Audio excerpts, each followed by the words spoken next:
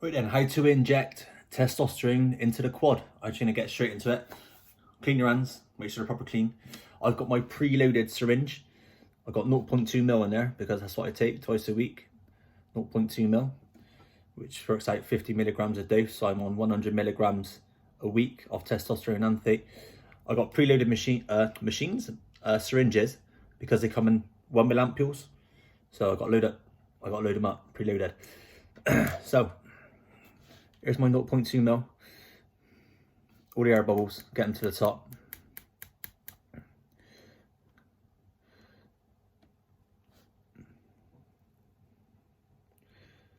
There we are. And you know when you're at the top, because a bit comes out the top like that. Let it lube up the needle. That's it. Bit of lubrication. Never hurt anybody, did it? So I've had to change the angle so you can see my quad. Alcohol swab, very important. Got to clean the area. So when you're doing a quad injection, you got 3/3, bottom third, top third, medium third. You want to be in the medium third, and then you want to be between 12 and 3 o'clock. So medium third, middle third, between 12 and 3 o'clock, somewhere in that area. Or if you're stood up, you want to be somewhere about where your palm lands. So bottom third, top third, middle third, that'd be about where your palm lands. So yeah, so I know I want to be about there.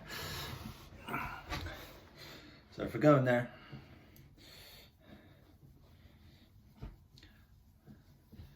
clean the area. I've been told to go from the inside to the out in circle motions. Give that whole area a good wash. Okay, so I've got my 30 gauge needle. It's 1/2 inch. Some people say, "Oh, I don't go into the muscle." Well, I'm pretty sure this does, because I get, like I said, with my delta injection, I get a dull, achy feeling in my muscle when it does. So if it doesn't, it doesn't matter, because you can do IQ these days. So there we go. Lubed up, ready to go. And in we go.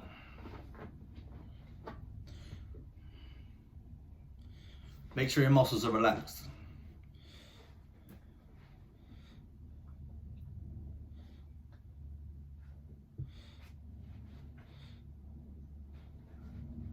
Okay, so that went in nice and slow. Now I want to aspirate.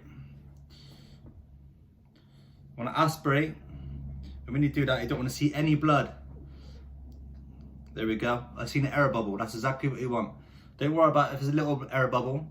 It doesn't matter if that goes back in. And just inject nice and slow.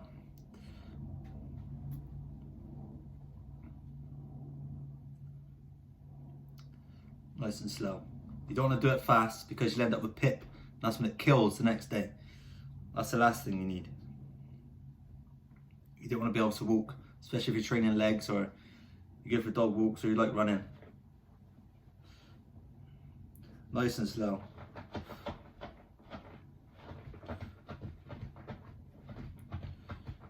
Okay, so I'm done. I normally leave it in for an extra 10 seconds just to make sure it's all done and dusted. Let it all settle down.